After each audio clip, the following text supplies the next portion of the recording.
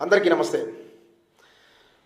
మన మోదీ గారు ఎందుకు సైలెంట్గా ఉన్నారు అన్న విషయం చాలామందికి అయితే అర్థం కావడం లేదు. ఆ అర్థం కాని వ్యక్తుల్లో నేను కూడా ఉన్నాను.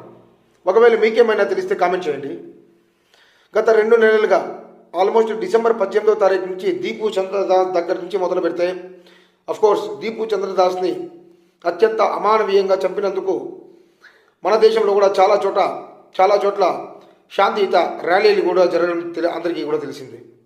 దీపు చంద్రదాస్ నుంచి మొదలు పెడితే అమృత్ మోండల్ మరియు కొంకన్ దాస్, రాణా ప్రతాప్, శరత్ మణి చక్రవర్తి ఇలా 5 మందిని కూడా అబద్ధపు ప్రచారాలు చేసి వాళ్ళ మీద దేశద్రోహము అనే ముద్ర వేసి మరియు వారి యొక్క మతాన్ని కించపరుస్తున్నారని చెప్పేసి 5 మందిని డిసెంబర్ 18 నుంచి జనవరి 5వ తారీఖు వరకు చంపేశారు. 5 మందిని.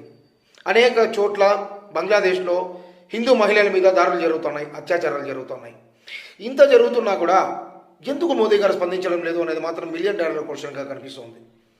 చాలామంది కూడా సోషల్ మీడియాలో ఈ యొక్క ప్రశ్నలు లేవలెత్తుతున్నారు. అందుకే దీని మీద వీడియో చేయాలనిపించింది.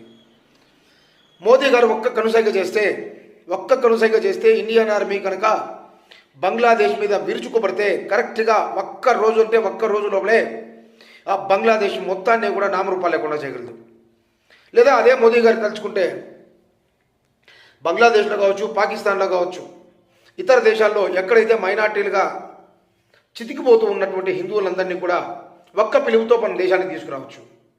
ఇక్కడ ఉన్నటువంటి ఇతర దేశాల్లోని అంటే ఇల్లీగల్గా ఎవరైతే భారతదేశంలో ఉన్నారో, అక్రమ వలసదారులు ఎవరైతే ఉన్నారో వారందరినీ కూడా ఈ దేశం నుంచి తరిమివేసి, మన దేశం నుంచి తరిమివేసి బయట దేశాల్లో మరీ ముఖ్యంగా పాకిస్తాన్, బంగ్లాదేశ్లో నరకం అనిపిస్తున్నటువంటి మన యొక్క హిందువులను తీసుకురావడానికి ఎందుకు మోదీ గారికి ఆ ఆలోచన రావడం లేదంటారు. ఒక హిందువుగా నేను ప్రశ్నిస్తూ ఉన్నాను.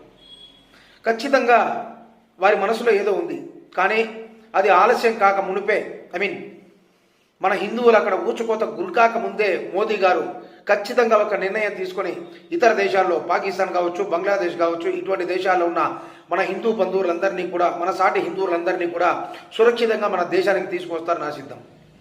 ఈ యొక్క వీడియో నచ్చితే లైక్ చేయండి, కామెంట్ చేయండి, షేర్ చేయండి మరియు ఈ ఛానల్ని సబ్స్క్రైబ్ చేయండి. జై హింద్.